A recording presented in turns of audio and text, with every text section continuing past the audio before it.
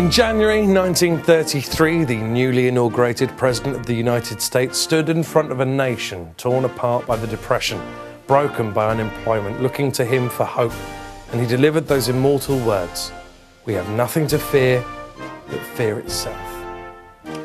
Less well known is the first draft of the speech, which went, "We have nothing to fear but crabs, gigantic poisonous crabs scuttling out of rifts on the ocean floor, waving their massive crab arms, murder glinting in their eye stalks."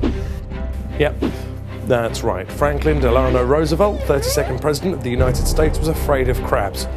He died of a cerebral hemorrhage while sitting for a portrait, not of being torn limb from limb by oversized crustaceans. But fair enough, giant crabs are pretty horrible. Yet certain fears are irrational. Take geniophobia, a fear of big chins, or arachibutyrphobia, fear of having peanut butter stuck to the roof of your mouth, or zemophobia, fear of the giant mole rat, which only lives in remote parts of Kazakhstan. Other phobias, however, are more rational. These were formed in the prehistoric cave brain, where a failure to be afraid of the right things could lead to a severe case of being dead pretty quick.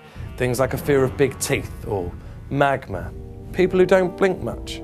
Some phobias are good for us. They mean we don't have to learn from experience. My mate, one-legged, one-eared, no-eyed Andy, could have done with a few more phobias, as could children. As a child, I was afraid of headmasters, older boys, younger boys, girls, PE teachers, crocodiles, Megatron, wet patches, dry patches, Chinese burns, third-degree burns and George burns. All utterly reasonable fears that have guided me safely through a perilous childhood to where I am today. I recently asked my 6-year-old nephew what he was afraid of. He said identity theft. Fears are good for us. They make sure we don't act on every impulse. They civilise us. They keep us alive. I say, fondle your phobias, stamp on spiders, love your lily-liveredness, and stay indoors, safe and warm. The only thing we don't have to fear is fear itself. That and the giant mole rats working out how to fly.